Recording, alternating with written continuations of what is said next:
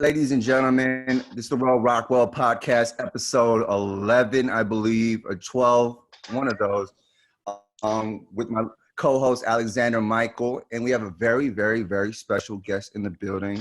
Let's make some noise for RENITA Gail, people. Hi, good morning. Good morning, RENITA. Thank you so much for having me. This is so cool. Thanks for coming on. We appreciate it. Let's start from the beginning, if you don't mind. Where are you located, or where are you based from? So I personally live in Arizona. I live in Phoenix, Arizona now. I was in Los Angeles, living in Los Angeles for over 18 years. Moved to Arizona about 5 years ago. And but RENITA Casting is Los Angeles based. So our hub is Los Angeles. And my team is in Los Angeles, and most of our sessions are in Los Angeles, or were until we moved to the World Wide Web, as we all have. Yeah. And so for those of you guys out there who don't know, RENITA is a casting director. And how long have you been doing the casting directing for? Over 20 years. 20 years. Wow. I started RENITA Casting July 2nd, 1999. Okay. What were you guys doing July 2nd, 1999? Do you remember? I have no idea. I like playing that game with people. I think I was lighting a firework that I shouldn't have been touching. Yeah, that's what that makes sense. July 2nd, yeah.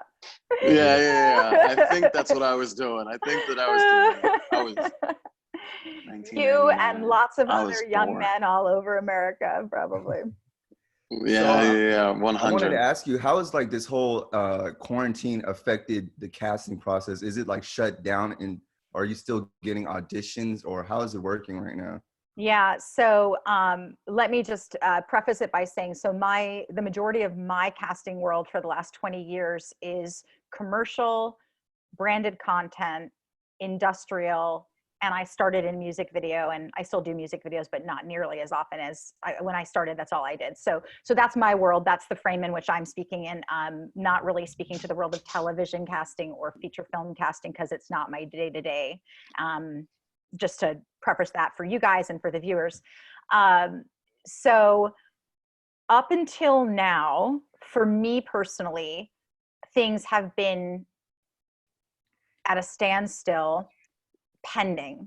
Like we've had conversations about things starting. We've had conversations about how to transition jobs that we were set to start casting literally like a week or two ago, how to reframe the process.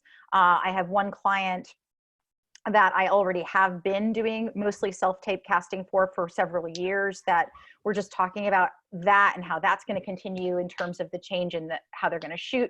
So for me personally, it's been just, we haven't been casting yet. I see. And I would say, while I know there is some stuff happening, and Alexander, you and I have talked a little bit about this in terms of what you're seeing from the acting side. And then I have also seen a little bit from the performer side as well. But for right now, the challenge, as we all know, is that a lot of what we all do, casting, production, performance, involves us being in the same place together, in the same room together, well within 6 feet of each other. And so I think our whole industry right now is in this massive period of adjustment. I see. Yeah. 100%. That's where it's been so tricky. I mean, because it's like, there was, just speaking on the television side, because what we had spoke about was commercials looking at, and I mean, I think this was on the day that we had talked. Yep. I had got that audition from Affleck, and they were looking at remote casting, and well, not just remote casting, but remote shooting. Yep. How does that work? Exactly? So from how I saw it and the few following it, because apparently a lot of them are doing this, and RENITA was like, I have been thinking about this so much, so it's crazy we're going to talk about this. I've been talking about this for 9 years. But I go, so there's a lot of risk involved here, because like, not only does the casting director have to say, okay, so send in your self-tape, right? but we are also going to approve this person to shoot it in their home. I mean, Renita, do you think that's a or not a vital idea, but something that can be actually done, like successfully? 100%. In fact, tell you guys an interesting story. I think we're going back about, let me think, 9, 10, 11, at least 12 years back, I think. I actually cast and we shot a job, and I'm pretty sure it was for Comcast, but I don't remember. But we cast it virtually, we called it back virtually, and we shot it because the whole thing was about high-speed internet. So they actually shot it using internet without ever being in the same room with talent. And we're going back about 12 years. Okay. So it's not even a new idea. Well, it was groundbreaking at the time, and it was a really cool spot. and the creative of that spot was such that people could do it off of their handheld device or their Skype or whatever. Now, a lot has changed. Everything's changed in that last 12 years or whatever it's been. So in answer to your question, not only do I think it's doable, I think that if you and I talked a little bit about this already, Alexander, if you look at advertising, if you look at branded content, it's, when it's done well, the whole thing is it's reflective of what's going on in life right now, right? We want something that talks to us, that tells us that whatever the person is sharing that's available to us understands where we're at in life right now, right? And so if you look at what's happening globally right now, we are all housebound, right? And even whenever it is, we're all able to go back about being in the world, things are going to change forever.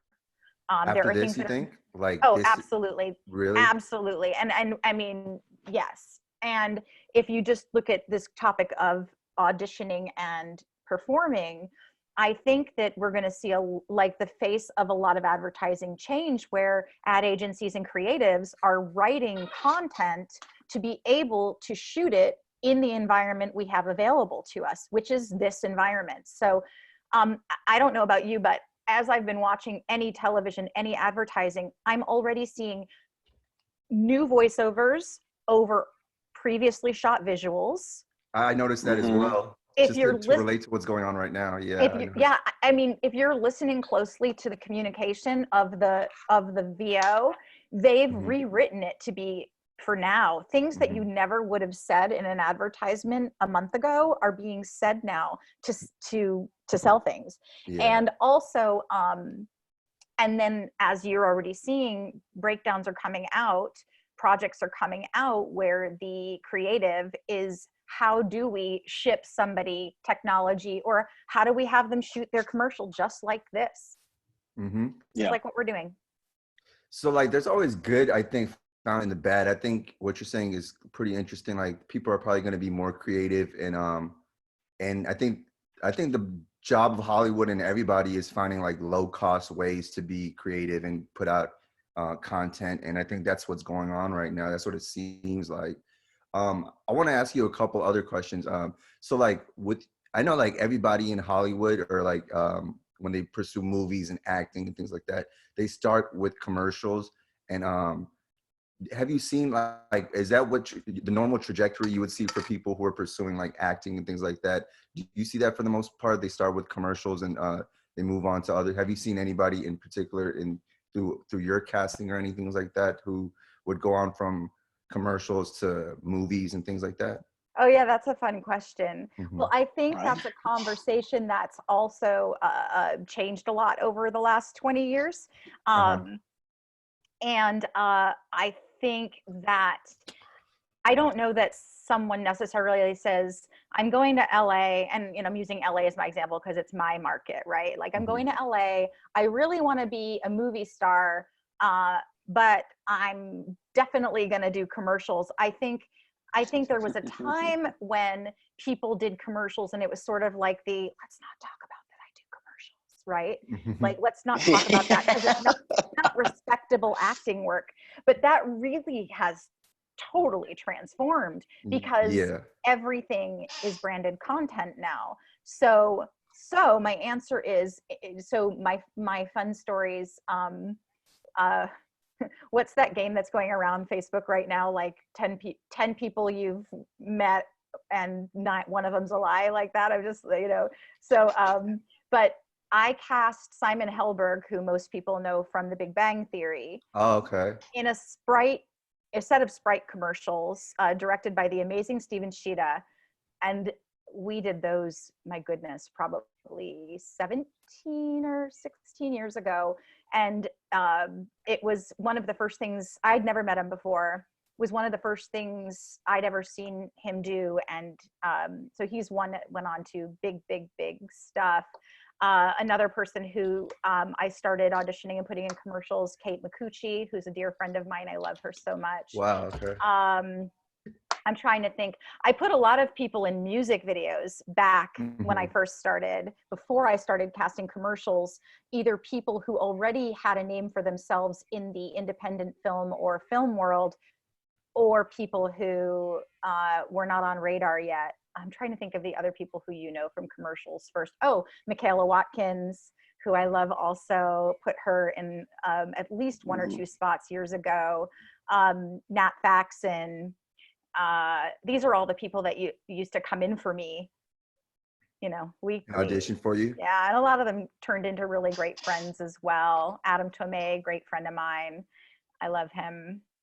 Can I That's ask awesome. you, sorry to cut you off. I'm just really interested. So how are you in the casting room? Are you stone-faced serious? Or are you warm and nice how you are right now? Because I know a lot of people get really nervous at these casting things. And a lot of times the people are just staring at you and, they're not giving you any feedback. I'm just curious how you are during that process. Yeah, Ro, I've never understood that from the performer side or the casting side. Like, why would you, as a casting director, be in a room like this? Yeah. I mean, who are you trying to empower, right? Because at the end Yeah. of the day, I need the performer to rock their audition so that I deliver well for my clients. And by nature, I'm just one of those, I finally learned I'm just a very maternal person. I always have been.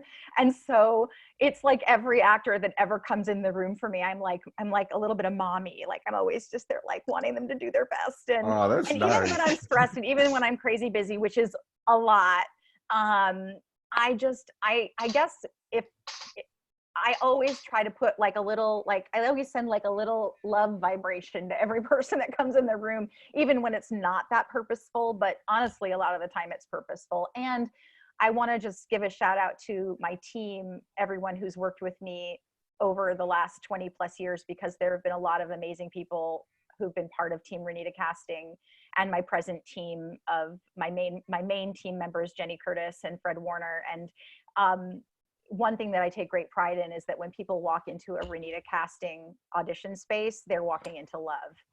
Oh, that should be our motto in life. I need to start doing that, giving love vibrations to people, Makes because that's really effective. Yeah. Mm-hmm. Do you think it's an ego trip? I've been into so many rooms where the casting director they want to own their space and the people that come in. Do you think that's what that's about? Honestly, no. And I think this is a really relevant topic to anything we see from people where they occur that way. I think it's their own insecurity. They are just not able to be over there with you because they have so much going on in their own space that they're just not present. They don't, and it's not a criticism. It's that saying, you can't pour from an empty cup. I just think a lot of times people have so much going on in their own world that they don't have anything left to give other people. And so it occurs like they're trying to dominate you. Yeah. Yeah. But I promise you, I mean, there may be an exception out there, but I promise you, and I really would love every actor to get this, casting directors are always trying to empower you, are always wanting you to succeed. The best compliment we can get about our jobs is when a client says, I can't decide, everyone is so good. That is our job. So when actors feel like they're in a room being purposely sabotaged in some way, it's really illusion. And because I'm also an actor, and because I go out on auditions myself and have for most of my life, I have walked into some rooms where it takes every ounce of transformation I possess to not get sucked in to how it occurs for me over there with the person, because it's intimidating. Yeah. It's intimidating. So I know what you're saying. That's So let me ask crazy. you from the beginning, like, how did you get into it? Because I know there's a lot of people who listen to us who are like trying to figure out what they want to do. They know they want to work in entertainment. They're not sure which part of entertainment, because actually you may go into something thinking you want one thing, and then actually something else might be right for you. So how did you get into casting, directing? Yeah, I'll try to give you the short story because it's kind of it's one of those you know, the book The Alchemist, how like he has to I go on love this it. whole journey to get back to where he started. Yeah. That in a way feels like my journey as I think about it. So I was an actor from the time I was born. I mean, I just loved to perform. And and then I briefly went to college. I got into NYU. I went to NYU for acting. I left college. Decided college for acting wasn't for me. I went into the cosmetics industry, and I owned a promotional modeling agency. All the while I would recreationally perform plays and whatever I could do to perform. And then something funny started to happen, which is when I would go to audition for things, I'd end up meeting other people. And this was originally in the Boston market. I started in Boston. And I was acting in a short film. And now we're going back a really long time, like 25 years or something. I've lost track. And yeah, we wanted you to the director and the cinematographer of the movie and I became really, really good friends. And he had just graduated with a degree in directing and cinematography from a school in Boston. And he would sit in my apartment with me, listening to me run my promotional modeling agency, which was all by phone. And I don't even know that we emailed at the time. I think it was all by phone. And he said to me one day, he said, "You know, you're a producer." And I was just like, "What do you mean I'm a producer?" He said, "Well, what you do is producing. It's just in a different industry." This is where you got that name from. What? What name? Which Oh, name? no. So I don't mean to cut you off, but I remember we were on the phone yesterday and you were like, "Not a casting director. Yeah. Oh, that's funny. It didn't click for me, but you're right. I've often said we should be called casting producers, not casting directors, but you're right, Alexander. So, and so I always say, I'll never forget, I looked at him and I said, "Well, what does a producer do?" And he told me, and I said, "If I produce, can I act?" And he said, "Honey, if you produce, you can do anything you want." That was his answer to me. Make some noise for that. That's facts. That's facts. That's a true gem. Because a lot of people stay stuck in one thing. And there's other outlets out there that can lead you towards these things. And yeah, that's very interesting. And I was just like, okay. And so again, this is I guess it's a fun story, but so he and I ended up, he was about to shoot and help a director who'd never directed before make a short film. And he said, "I want you to come on. I want you to associate produce this movie."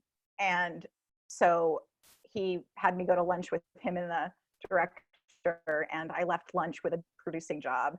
And and so then I started in production in Boston. So I worked as a production manager and a line producer on several feature films that were shot in the Boston market.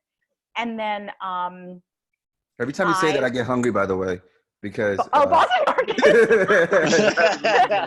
There's one right here. I'm like, okay, I'm gonna go there right now. Mashed potatoes. Yeah, it is. It's I get it. That's really funny. So I started doing film in Boston, and then I production managed a movie called Next Stop Wonderland, which was the second feature film directed by Brad Anderson. Brad also did The Machinist, and he's brilliant. And that movie we shot in 1996.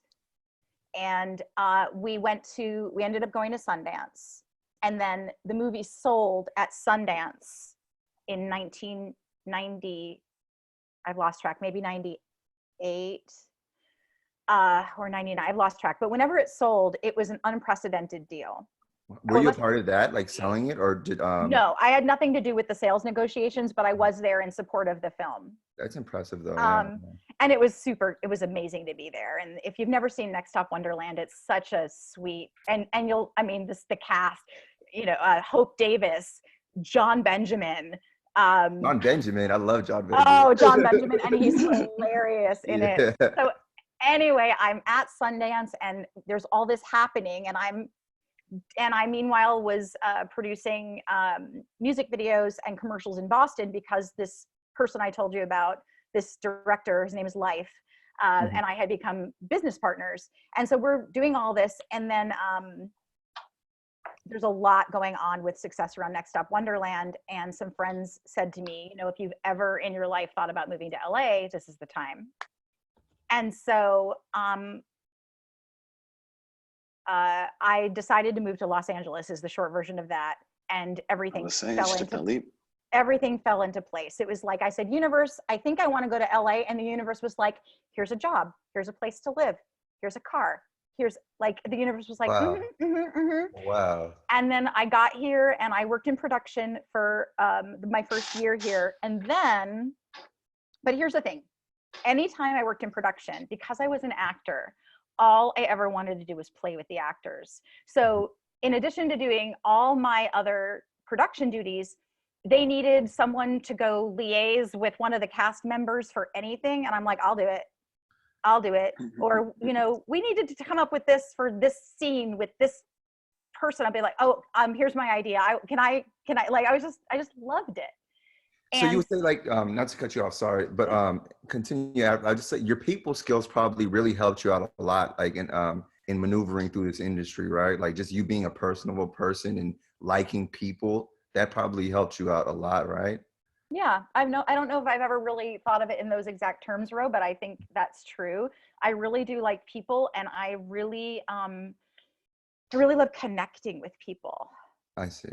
And so, and like really connecting, like you and me. And and so I just had so much fun.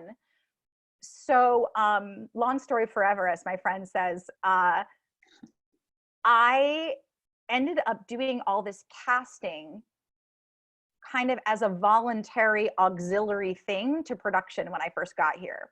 And I had just finished working on a short film, and a friend of mine said, you should go meet my husband. He is a producer and a production manager, and I want him to know about you. She was also a producer.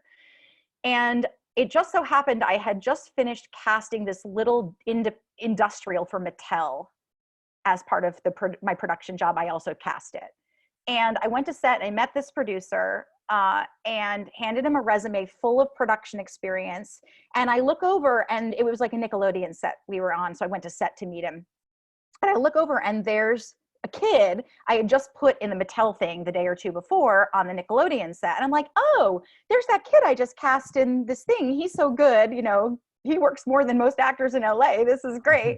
And we talked for maybe 10 minutes and had a nice chat. And he said, okay, I'll, keep in touch. I'll keep your resume. And somehow in that conversation, what must have stuck for him was the word casting. Because about 7 months later, out of the blue, on July 2nd, 1999, I got a call from this producer. His name is Eric Press. And he said, listen, I am working with a director named Dave Meyers. Oh, I love Dave Meyers. Shout out to Dave Meyers. He did the Missy Elliott Get You. He's one of the greatest directors of all time. Yeah, he is. Yeah. He is. And this was at the very beginning of his music video career. He had just done Kid Rock, and he was with a production company called FM Rocks. And wow. Eric called me and said, listen, Dave, we're doing this music video for Def Leppard. I know it's July 2nd at 3:00 in the afternoon, and everything's about to close up tight for the holiday. But and Dave's normal casting director is out of the country or something. I can't remember where he was. And we need to start casting like now. Are you available? And I said, yes. And he said, oh, and send me a resume. I just have to show your resume. He was production managing. He wasn't producing this one. He said, I have to show your resume to the producer. I've already vouched for you. Nice. And I said, well, I can send you my resume, but my resume is all production. There's no casting on my resume. He said, that's okay. Just send it over. And I was like, okay. And I did. And he called me like a half hour later. He's like, can you start now? There were, I don't know. It's a music video called Goodbye. It's by Def Leppard. And it's a huge, ridiculously huge cast, like stupid huge. And I was like, all right, here we go. And that is how RENITA casting started. Wow. That's pretty legendary, though. Your first casting job was for a Def Leppard music video directed by Dave Myers. Yeah, right? I nobody know. could ever take that away from you, ever. That's legendary. Right. That deserves one of these. Yeah. That deserves one of these. Thanks. And then I just had the really great fortune of Dave just kept working and he kept taking me with him, and we worked together. I haven't counted how many music videos Dave and I did together, but it was a lot. And then I worked for him right up until he started to transition to doing a ton of hip hop. Yeah, that's what I know him from. Yeah. And then I was doing a lot of other stuff, and he really was doing, and so he started working with a new casting director who's wonderful, and I started working with a ton of new directors who are wonderful. But yeah, and so to go back to what you were originally saying about people come to LA and they're like, what do I want to do? So whether you're asking me this question 20 years ago or you're asking me today, I really say it's about following what is joyful for you. And I just think that almost unwittingly, I've always done that. Like I've always sort of set a course, right? I'll be like, I think I want to go there. And then the universe would kind of bounce me around a little bit, or I'd bounce around within it, and I'd go like, well, this door's open and this door's not. And do I want to go through that door? Well, is it fun to go through that door? Yeah, it's fun for now. Okay, I'm going to go through that door. And that's just sort of how I've always done things. And then I've gone through a lot of doors where I'm like, I don't really want to do that, but it's the only door that's open. And I would say that's the thing I've learned most now after 20 plus years doing this, 25 plus years in the industry and 50 years of life, is now I try to ask myself that more deeply, like, okay, just because the door is open, do I want to go through it, or do I want to wait until a door that feels more aligned open? I see. That really helped me too, I'm grateful that you shared that with us, because a lot of people do get discouraged. They just don't know, because sometimes your mental health even isn't fit for what you want sometimes, Maybe you want to be a big superstar on stage, but your mental health isn't aligned for that. Maybe that's not what you're aligned for. And maybe you want to do this. And so it's just interesting. Basically what it seems to be with you, you just went with the flow, kind of, where you're guided towards, kind of thing. And if you made a mistake and did something you didn't want to do, you corrected it right away. Not a mistake, but you know what I mean? Like if you went a path that didn't feel good inside, you corrected it. And that's what I want to tell all our young audience. Just constantly correct yourself. As auto-correction throughout this whole path, and just guide yourself. If you go deal with some situation that wasn't good for you guys, then just slightly go the other way. It doesn't have to be drastic. It's just it's a whole journey that we're on, all of us, and thank you for sharing that story. Yeah, my pleasure. And it's a journey all the time. And I would just add to that things, and we're seeing this more than ever right now, it's just like, just because something was right for you for the last day, year, 10 years, doesn't mean that when you wake up today, it's still aligned. And that's okay. That is okay. Like, you're allowed to choose something new. You are, exactly. Like, and if somebody says it's like, if something that's like, sometimes pursuing one goal prepares you so much that if it doesn't work out, you can try something else in the same vein, because you're prepared now. You understand what it takes. You understand what it is like to focus. Hold We on. froze for a second. Yeah. Let's get him back. You could always do everything, but just figure out what's your purpose. But yeah, you have any question to add, Alex? Yeah. All right. So I do have a kind of a funny story to go with that. So Renita does not Facebook Live, Instagram Lives a couple times. And before I had even reached out to her, I had joined one of yours. And I was like, I wonder what her fans say about her, like in their comments in real time. And I'll see a lot of actors that will, on the particular one that I'm thinking of, you had like same setting and you were just like checking in with people. And you had a lot of actors that were like, oh, please, like put me in this movie, put me in that. Like, I want to be like a superstar, like, be my casting agent. And I feel like people are coming to Los Angeles or wherever you're attracting your audience from.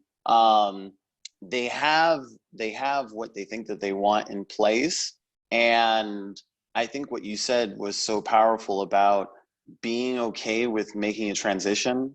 Because I think this is the only industry that you can do that in, right? If I want to be here for a couple of weeks, a couple of days, I can be here. I can be in this position. I can be in that position. How could you tell our audience who might be in the same circumstance, who might want to reach out for you for advice, even past this, or us, or whoever our guest is? How could they bring that mindset, to the forefront of being in Los Angeles? Because it's a weird place to be in, right? Oh, I love that question. So here's what I'll say. Let me start by saying, if it's someone who specifically might want to work with me about that, I have in the past, and now that things have gone the way they've gone, I am going to be opening up to one-on-one sessions with people. They're not acting coaching. They are not even career coaching. And I'm not a big fan of the word life coaching because I think it's radically overused. And I actually wouldn't call it life coaching. But one of the things that I'm really gifted with is hearing what someone is really saying underneath what they're saying, and helping to take that from back here where they can't see, they can't see, they don't know what they don't know. And I help them to put it here so that it's what they know. And only from there can we ever shift, because, and I also, people who've been following me for a long time and participating with me for a long time also know that I've spent the better part of the last 20 plus years in the world of, sorry, my computer just dinged at you, metaphysics and working with energy and the law of attraction. Woo! And Every time I hear law of attraction, I just, sorry, I have to, woo! Oh man, I have been living on Abraham Hicks lately. Oh my God, Alex, what did I talk to you about Abraham Hicks? And every time I meet somebody, I'm obsessed with Abraham Hicks since 2011. And every time I meet somebody, because I feel like it's still like a low-key thing that not everybody knows about. They know about Tony Robbins, Wayne Dyer, and all those people. But Abraham, sorry, I get excited. Oh, don't sorry. I'm telling you. I mean, I just was listening to Abraham Hicks this morning before hopping on. Yeah. Yeah, it's like talk about a frequency shifter. Yeah. And so if people are interested in the possibility of working with me, I do understand that times are tight for many right now, so we can talk about it. Maybe I'll do some sessions on a, pay what you can, or I don't know. But if you're interested in working with me, feel free to email me, renita@renitacasting.com, renita@renitacasting.com, or you can reach out through Instagram on direct message, and I'll do my best to check them. But email's probably easier. And we'll put that in our description and probably on the screen on the bottom. So we'll make sure you guys get that information out there. Thank you. Definitely. And I do have a request with that, because I did just give you my main work email. I'm not giving you some separate email. Just please, this is where the trust comes in, and this goes directly in line with what we're talking about. Please do not blast my inbox with monologues and headshots and resumes Yes. And Yeah. please, because this is the same email that my clients send me new jobs through. Yes. And, I need it available for my livelihood as well. Yes. So just, that's my request. Have some discretion, people out there, and have some common decency and just self-awareness to not do things like that. Everybody out there. Yeah. Right. Yeah, most definitely. There's a professional way to go about things, and there's a non-professional way. Yeah. Yeah. And it all goes back to the same subject though, doesn't it? It's like, when we just try to hammer a square peg into a round hole. And I'm not saying that being active in pursuing your career is that. That's not what I'm saying. But it's whether you have an abundance mindset or a poverty mindset, right? When you're blasting like out of desperation, the place to look, and Rowan Alexander, this is the language we're speaking. It's just like, we always know if we just take a minute and we just check in over here and go like, what's motivating this right now? Am I doing this because I am so freaked out that if I don't do this, I'll never succeed? That's the biggest clue to stop whatever you're doing. That's a right gem. that That's second. a gem right there. That's Yeah, true. that wait, say that one more time. Yes, Just please. so that was great. Yeah, that was good. So to put it another way, Uh-huh. I have the chills just saying it. So before I take any action, I could say like, well, where's this action coming from? Is this action because I feel like I'm scared of something? Let's put it that way. I'm scared that if I don't email my headshots to this casting director right now, she'll never know who I am and I'll never get opportunities and I'll never land an agent. Or am I doing it from another place? And this is a tricky spot, because it all comes down to self-awareness. It all comes down to knowing ourselves. So is it coming from abundance, or is it coming from poverty consciousness? Is it coming from love, or is it coming from fear? And if each person can just take a moment in whatever we do in life and just go like, well, where's this from? Right this moment. Am I aligned or am I not? And the way is if you feel afraid in any way, distinct from needing to be courageous. But if you feel like, oh, this just doesn't feel right, or this feels really like, oh, I've just got to force it, don't do it. That's what I have to say about it. And it's very counterintuitive sometimes. I got to get my computer charged. Carry on 1 second. Yeah. 100%, 100%. So where have you ever seen I've been wanting to ask this question for a minute now.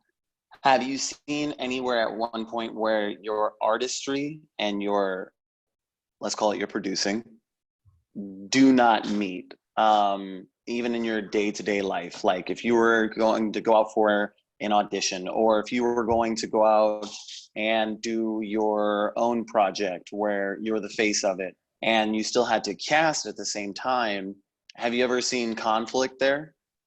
Conflict in what way? It could be just in schedule. I don't know if there were. You said yes. Oh yeah.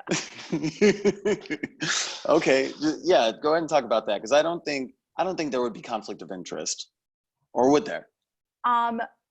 Well, so gosh, that's a really rich subject, right? So schedule-wise, there are always choices that need to be made for each of us, right? Because there are so many hours we have to do things and so many places to put our energy. And there have been a lot of things, as a performer, there have been many things that I've passed on for casting. A lot, tons, my whole career. I mean, I stopped acting for many, many years because I was building RENITA Casting, and there was no way, there was no time, there was no way. I could barely keep up with doing my job well. So there's that. And then I also think that back when I started, and for a long while, it was very different in terms of, I think I had a lot of fear around having my motivations seem conflicting, having my, I didn't ever want a casting client to feel like I was doing something so that they'd see me as a performer or an actor. Got I it. think that's one of the gifts of the last several years with the way technology has advanced branded content is if you're not a content creator in some way, then you might be missing an opportunity. And so now I've still chosen to keep my career and my identifications somewhat separate. Like I've got a RENITA casting Instagram and I've got a Ronita Gail Instagram, and the Ronita Gail is mostly for my personal stuff and my modeling and acting stuff, and my Ronita casting is for casting related. Although to be honest, with what's been going on with being home, I've been doing a lot of simultaneous posting just because, you know, keeping up's been challenging. But Right. but yes, I have chosen to separate it because I wanted everybody, whether it was people following me as a casting director or people following me as a model, to know what they were going where for, and not have actors who are following me as a casting director feel like they don't, you know, they get to wade through my modeling images unless they want to see them. And I think I'll say one more thing about it. I think it mostly comes down to the fact that I was worried about it for a long time, and I was somehow trying to segment who I am and everything I've done, which I realized only recently is ridiculous. because I'm where I am because of all of it, and I want to give other people permission to do the same thing. So I've been bridging that gap much more and being quite unapologetic about the fact that I really do a lot of things. But to answer to your original question, there's just sometimes when I have to choose what is more aligned with what I'm committed to in that moment. And then also Right. being a mom, you know, Yeah. and wanting to have time with my family.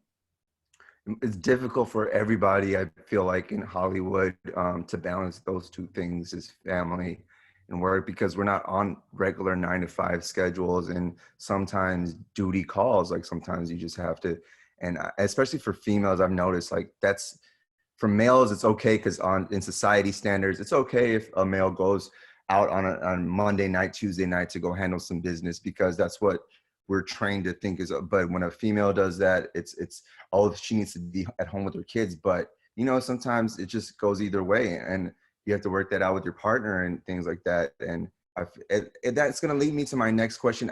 Do you have like 20 more minutes? Are you? Oh, I'm fine on time if you guys Okay. do. Yeah. Okay. And I'm going to ask this question, but it's like, it's not to be personal. It's just about like what's going on in the climate right now.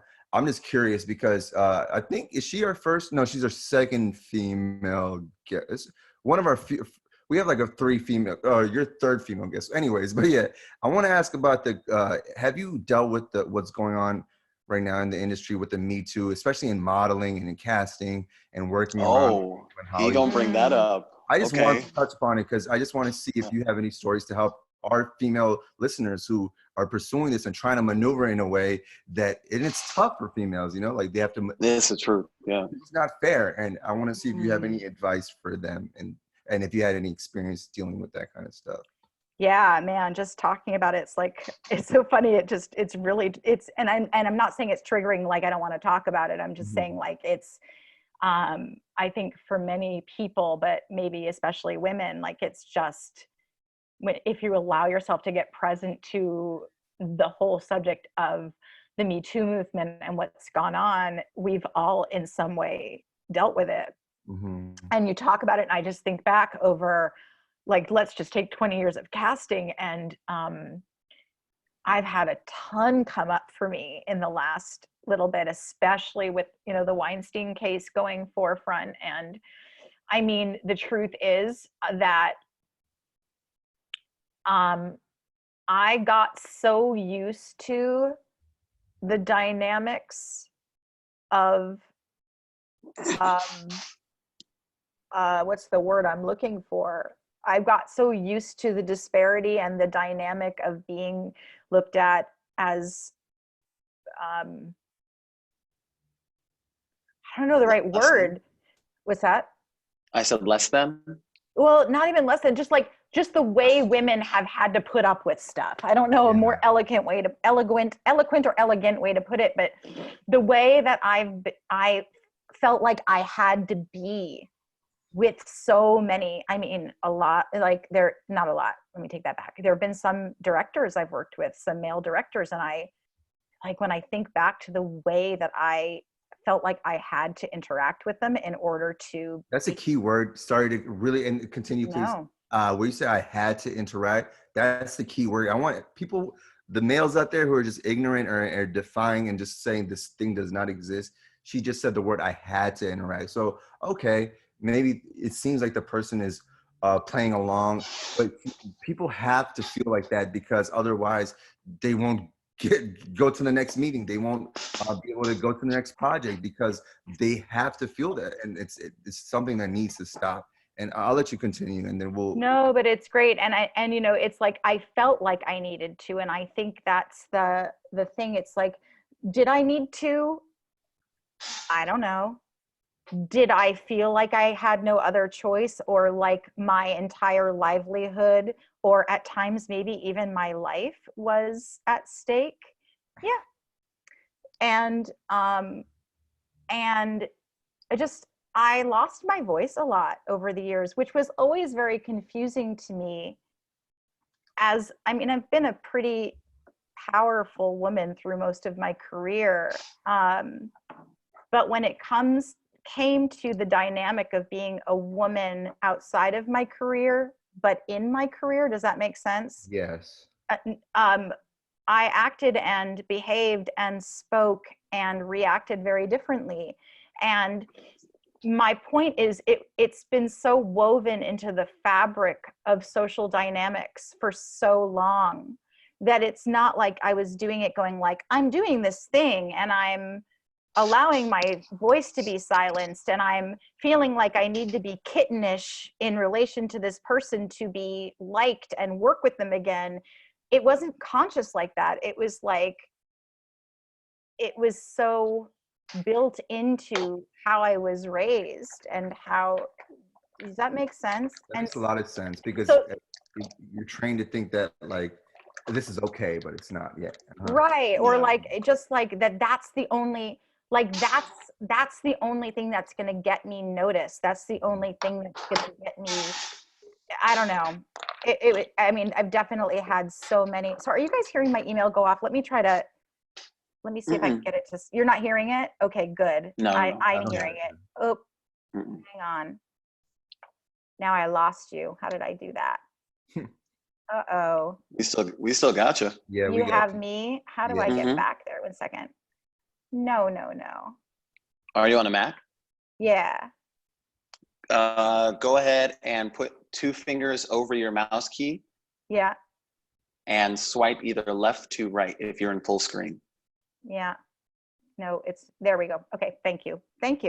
Damn, Alex, you need to be on Geek Squad for Best Buy. Yeah, that was good. Good. You do that stuff. And then the second part of that to answer is being a woman in the room with things that have been said or gone on and felt like, and I've been the only woman in a lot of rooms. I'm sure that's what it seems, because as a casting director, or it seems like, and you're the head of it, that's what it would seem like, and that's what, yeah. Yeah, and the way that other women have been referred to at times in the past, like listening to people discuss, has been locker room talk, and really hard. And let's talk about the positive side, is in light of all that's being brought to light, dialogue, conversations, ways of relating have really changed. And I think one of the things that I have loved the most is certain male clients who I really love and respect have even at times said to me, like, if I say something that like I need to say a different way, or please like bring it to my attention. And it's not meaning like they're absolving themselves of having to know what's right and what's wrong, but like I think like what you were saying, some people just don't know. Like again, the fabric of society is that men haven't had to be aware of what they're saying or doing because nobody's caused them to think about it. You know, it's all the same subject. So yeah.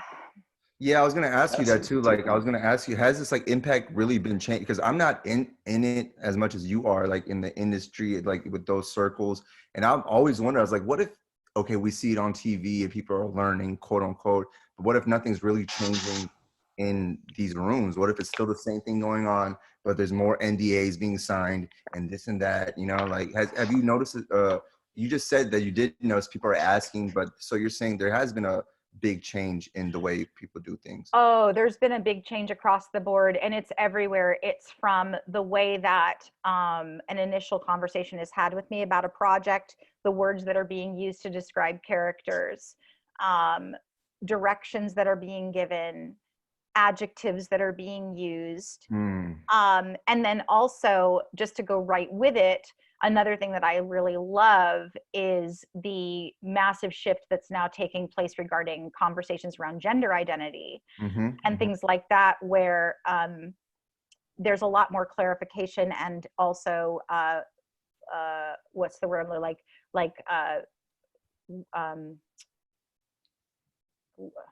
width, when there's some where we're able to see all different types of people for a role.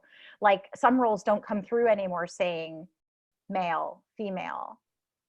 That's really I never got it. Yeah, that is true. That is true. Going on. That's cool. Yeah. So that's been another really beautiful shift that's taking place. So I would say yes, there definitely, it's not that you don't still hear the conversations where you just like cringe, but there are a whole lot fewer. And I think, and you guys can tell me, but I think it's a thing where I know a lot of men are really going through a challenging time right now, where I think some feel like, well, what is okay to say? Like, exactly. What can I say? I wanted, like, and I know you're a married woman with kids, and I want to say, oh, you're a beautiful person. Like, is that like, and I want to say, and I just did say that because you know where my intent is. You know, right. It's nothing. Yeah. So like, I want to be able to tell people that. Even I tell my guy friend, I tell Alex he's beautiful. Like everybody, like I want to be able to say those things. But you know what I mean? It's just like I do. We got to walk around, and I also think people like to hear that, like male or female. Alex like to hear right now that I told him he's beautiful. I know that warmed his heart. And the same with but sometimes you're beautiful too, Ro. Thank you, man. But it's you guys are both beautiful. So difficult. Thank you. Oh, this is a heartwarming moment right now for us. But yeah, it's just difficult to walk that tightrope sometimes. Just yeah. So, and I know females also, like nobody. It's just we'll get through it though. We'll figure out a good median, a good line. You know, where we will. Yeah, I know we will. Definitely. Yeah. Have you seen? Well, actually, I don't want to jump this course. So this is usually where we get into what's considered the controversy of the topics. I thought we just did that. So Ronita, have you seen in your personal life, because I know that you have been married before, what is it like dating a casting director? Like when you go out on a date, like what are you looking for in your guy? Oh my God, that's so funny. So, well, now you're walking me down memory lane. So I'll to give you like the full, so I was married once very young. I was married when I was 21 to my high school sweetheart, and we divorced when I was like 25. And then I was married again to my son's dad. Alex is his name also. And we're technically still married, which is a whole other subject. But we're not married, we're not together, but we are presently co-parenting platonic roommates. So we live together. We have separate bedrooms and we are not together as a couple, but we have a son together who's 6, who's the light of our lives. And we basically live like great friends who are co-parents.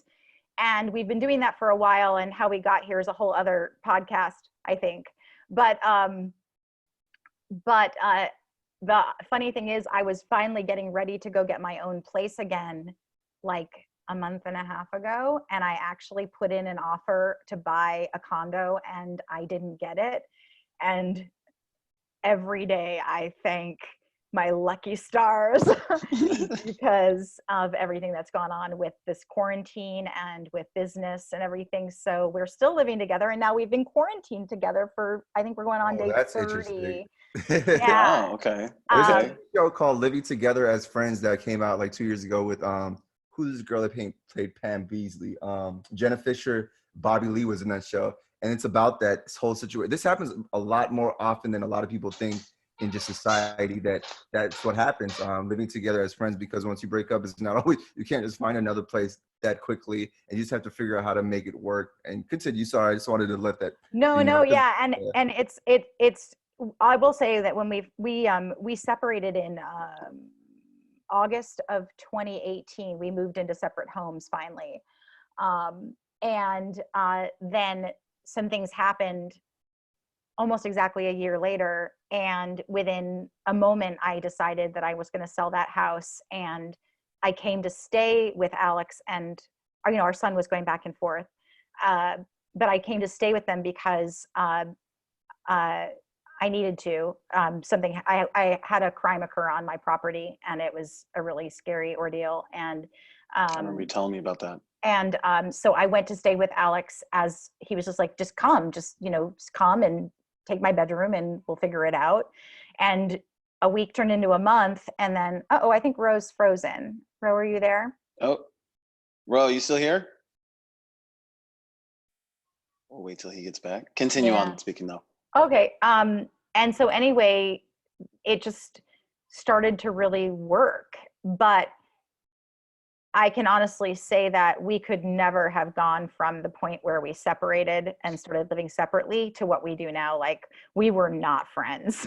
we were not good friends when that happened. That was like we tried, but like, we were not good friends. We were still trying to be married, and it was really tough. Okay. But so to speak to Ro's thing about a lot of people who do that, I mean, everyone has a different way to get to where they get to, and there certainly isn't any one right way. But for us, we laugh, like, we can't believe that this is where life is at for us right now. But it really works. It really works. So I didn't get to answer the casting question, the dating question. Mm-hmm. What I will say is, man, I haven't been on a date in so long. I'm trying to remember. I mean, really. Did you have guidelines? Did I have guidelines? Like, yeah, like, when you first meet the guy, let's say, however you found, going on a date, whether it's a bar, app, whatever, you never know these days. Right. You go, hey, like, my name's Ronita. I just let you know I am super, super busy. If you're cool with that life, like, how would you have that conversation? Well, hey, Ro. Hey, Ro. Good to see you back. Oh, we can't hear you though. Okay, now you can hear me, right? Good. Okay. Yeah. Okay, so cool. We're talking about how Ronita would go on a date. How would she go on a date? I would shifted drastically. Okay. Yeah. I would say that my answer back then, because when I met and married Alex, it was 2011, and I got married in 2012. And I haven't been back out there, so I don't know that I'd have to really put some thought into it. But here's what I will say for me personally is, I had this, what I consider a really bad habit, of really throwing myself away in relationship, where I would tend to overgive. And I finally realized that it came from a deep fear that I wouldn't be liked or loved if I didn't prove myself worthy enough of it. And the way that I thought that worthiness existed was in doing things for people and paying for things for people and helping people with opportunities. And so I have a real like long history of that.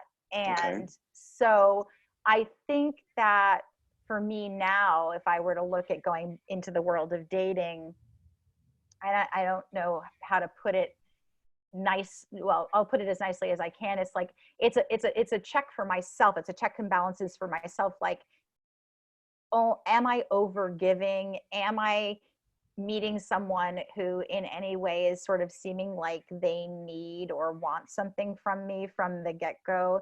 And I know that sounds like a particularly cynical way to go into something, but it's really, as I navigate my own sort of way of having more power in the world as a woman. And also, I will say this, and this is not the first time you'll hear it, but this is my dating advice for any woman is, and Elizabeth Gilbert said it so perfectly in Eat, Pray, Love, but don't fall in love with the potential of a person. Don't fall in love with the That's a good potential point, of a because they may never person. reach that potential, and you're The thing is, and it's a very strange thing. I have this gift of seeing what's possible for people, but it's been nothing but a route to disappointment and heartache in that way. I could see you could do so much better, just a little bit. And here, let me introduce you to this person, and here, let me have you come stand beside me doing this thing, and you've always dreamed of doing this, let me show you how possible it is. It's like, so my answer is, at this point in my life, I'm really only interested in people who know, and we're all always learning who we are, so please don't misunderstand, but know who they are. Know that I am responsible for how my life goes. Right. And I have a track record of having life go the way I say it's going to go. And I don't mean like, oh, I'm going to have this thing and I have exactly this thing. I'm saying power around the world, in Abraham Hicks, like someone who has a fair amount of power around allowing their grid to fill in. Your grid, the new grid. Yep. Yeah. And standing in like conscious creation. I'm really 100%. only interested in conscious creators. Same. Because that goes with not even just relationships. For me personally, it's like friendships, because there's a lot of people I believe in, but if they don't see it for themselves, you're wasting your time. You can't show somebody, no matter how much effort, no matter how hard you try, you can't show somebody their potential. They have to somehow see it themselves, no matter what. Like, they'll figure it out one day and they'll think about you maybe, but you'll waste a lot of time. That's for everybody listening out there in Hollywood who wants to form a good team. You're like, oh, you're good at that. If they can't see it for themselves, then you don't waste your time. So that's good that you said that. I appreciate that. Yeah. That's really good. One more light topic though. Like your hair, like, okay, I'm gonna give you a little story. Okay, I just got my hair dyed, right? But I had to go, because I already put a little blonde in it, but I wanted to go, this is the universe, because I wanted to get your color, the silver. I was like, but she told me it's gonna take months in this quarantine time.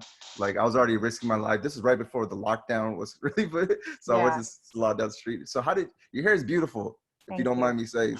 No, I don't mind you saying. I'm very proud of my hair. So wait, let me ask you, thank you. So is your hair gray? Do you have gray hair? No, I don't. Okay. I have black hair, but then I did blonde, but I like the silver, like I wanted to go silver. So here's the thing about silver hair. My hair grows this way. This is my hair. I started going gray at 21. Oh, okay. And I colored it for many, many years. And it got to the point probably about 7 years ago where then I started going gray, like around my perimeter of my face. And then I was having to color it and do things to cover it like every week and a half to 2 weeks, because my hair grows so fast. And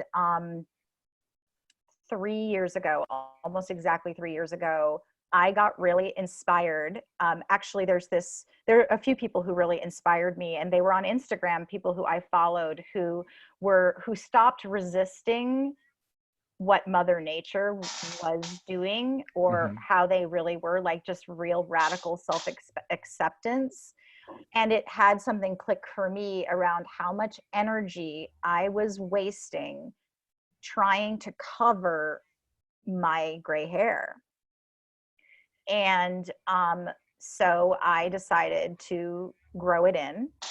And I knew, because I could see the color it was coming in, I knew it was a pretty color. So I knew I was going to be probably be real happy with it. But I was also really nervous because, you know, back then, so I was 47 at the time. I'm 50 now. I've got a 6-year-old son. I had a 3-year-old then. And I was like, oh my God, I already am such a late life mom. You know, I don't really want people to think I'm his grandmother. Nobody's gonna think that you know that nobody's gonna think that your Well, skin is well, thanks. But I have a lot of there. I mean, yes, but and the fact is that I am easily old enough to be a grandma, even though I look young. So anyway, I decided to do long before most people were doing it is I wanted to color correct. So my hair was about this long when I started, and I went in and I had about this much silver root, and I had my hairstylist at the time bleach out the remainder of my hair and try to color correct it, and it never really matched. I was kind of like all different versions of blonde and silver and like reverse ombres for a long time. But I wore my hair in a lot of top knots, and I'm really lucky that my hair grows fast.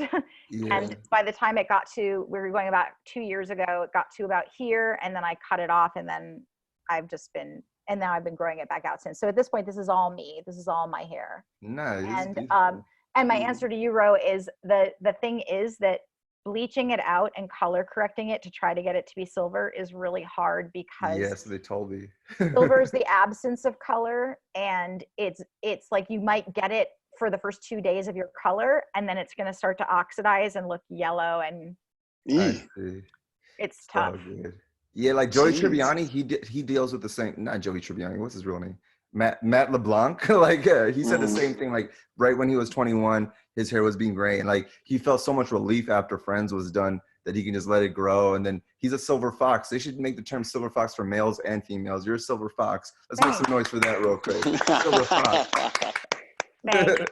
And if people are interested in knowing more about my specific gray hair journey, I talk a lot about it on my Renita Gail Instagram, because that's where a lot of my silver hair questions come in.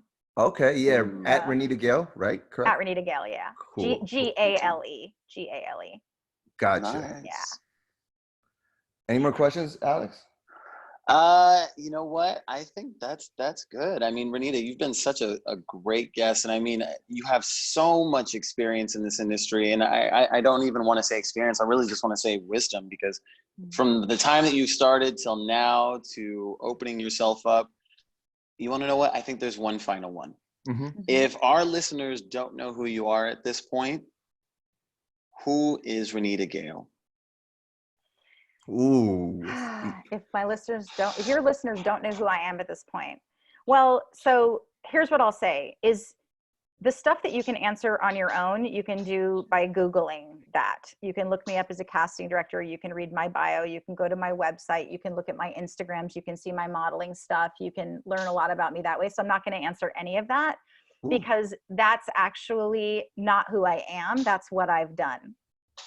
Ooh. Who I say that I am at this moment is someone.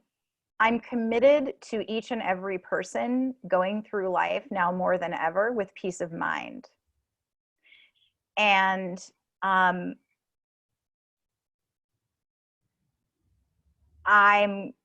certain that the access to that is in each of us getting to know ourselves and trust ourselves in a way that we've never before known ourselves to or been called to.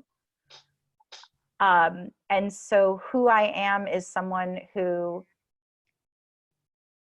wants each and every person to experience and know themselves with power, love, and peace of mind, whatever that looks like for them. Because I believe that we can't actually give anything of value or be anything of value to anyone else until we have that for ourselves. Okay. That's so true, because you know, they always use the metaphor of the airplane, and then you have to put the mask on yourself before you help the person next to you. And it's really true. Law of the land. Floyd Mayweather talks about it too, like preservation of self or something. There's some kind of thing in the Bible, which I'm not too advanced on, but basically it's like, you're right. Like, you have to help yourself before you're able to help others. Otherwise, that's why it's okay to not go to that family function. That's why it's okay to not go to that, because if you're not in a good spot, if you're not going to be able to contribute, it's okay. Like, just work on yourself. Like, it's okay to be selfish. Selfish is such a term that's like misused. Selfish isn't a negative thing. We have to be selfish in order to be selfless. So that's what I believe in. But yeah. I do. I agree with you. And something just came up for me while you were saying all of that, Ro, is the other thing is power only exists in being able to choose life just like it looks right now. And whether you love reading Byron Katie, or whether you are a Landmark or Est grad, or there are lots of, or, you know, and Abraham speaks to this as well, just with different language. But it's not about, I'll be happy when, I'll be peaceful when, I will be satisfied when.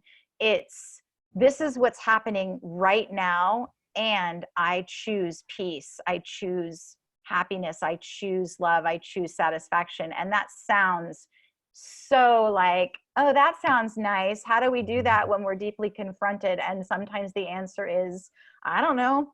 Yeah. But I will say that who I am is someone who goes through my own life constantly committed to finding expanded capacity for choosing just the way it is right now. Wow. Okay. Accept what is, ladies and gentlemen, and be grateful for what is, and be grateful for what's to come. There we go. Let's make some noise for Ronita Gail one time, please.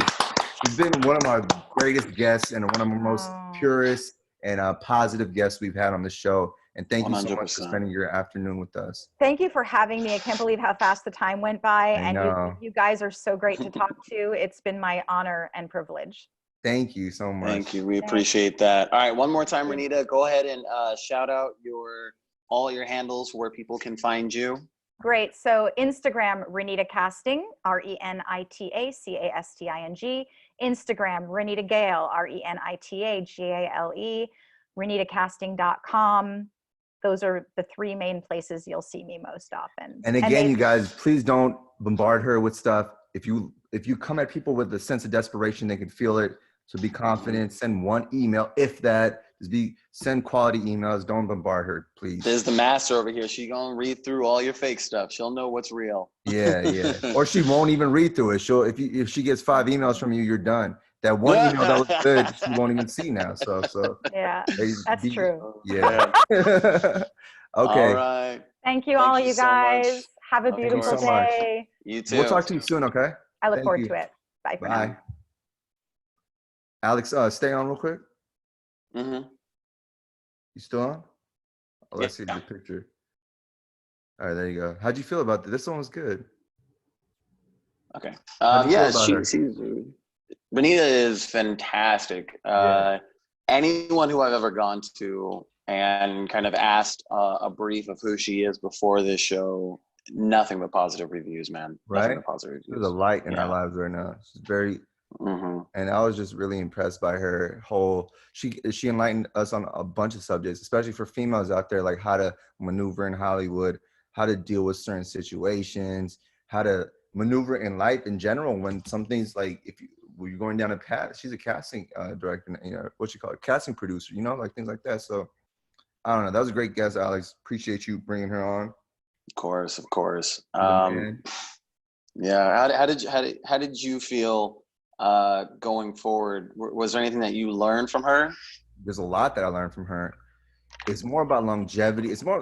I learned that it is about like a lot of actors out there, they want to be introverted, work on their craft at home, and things like that. Do you see how she got along? She moved forward through connections, through people, through being a positive person, being a person that people like to be around. And I really think you can be the best actor in the world, the best blah blah blah in the world, but if you're not able to communicate and like associate yourself with people and hang out and make people like you, then you're done. There's no point. I don't care. It's not worth it, So yeah, that's what I learned. Yeah, for sure, man. And that was really true. I mean, there were so many gems in that. So this will be a good one. Yes, sir. Everybody look out for this on YouTube. Yes, sir. Please go follow her. We'll be putting up clips and everything. All right. All right. Thanks, guys. And thank you guys for tuning in. We love y'all out there. Rockwell Love Podcast. y'all. Love y'all. Yes, sir. We out. Peace. We out.